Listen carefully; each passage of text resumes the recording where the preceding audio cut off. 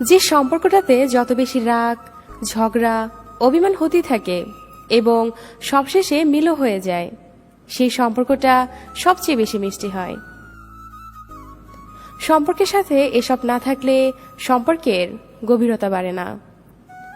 কিন্তু সম্পর্কের মাঝে যদি একবার ইগো চলে আসে, সম্পর্কটা নষ্ট করে দেয়, সম্পর্কের দূরত্ব বাড়িয়ে দেয়।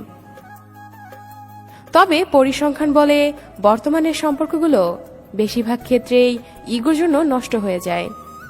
ইগোটা এমনভাবে চলে আসে যে দুজন কষ্টে মরে যাবে, তবু কেউ আগে সরি কিংবা হাত বাড়াবে না।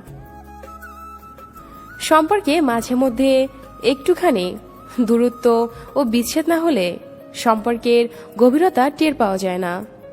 এই সামান্য একটু বিচ্ছেদ ও দূরত্ব সম্পর্কটাতে আরো ঔষধের মতো কাজ করে। পরে দুজন আবার এক হলে আবেগ ও ভালোবাসা সবকিছুই বেড়ে যায়। তবে এই বিচ্ছেদ বা দূরত্ব যদি বেশি হয়ে যায়, তাহলে আবেগ ও ভালোবাসা দুটোই একসময় হারিয়ে যায়।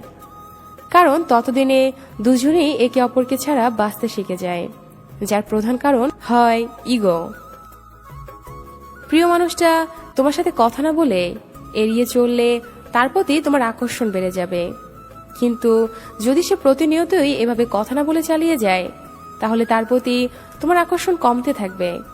আস্তে আস্তে তুমি তাকে ভুলে যাবে। কাউকে পাগলের মতো ভালোবাসো, কিন্তু সেই ভালোবাসায় ইগো টেনে আনো না। ইগো হলো একটা ভাইরাস, যা তোমার পাগলামি এবং ভালোবাসা দুটোই শেষ করে দিতে পারে।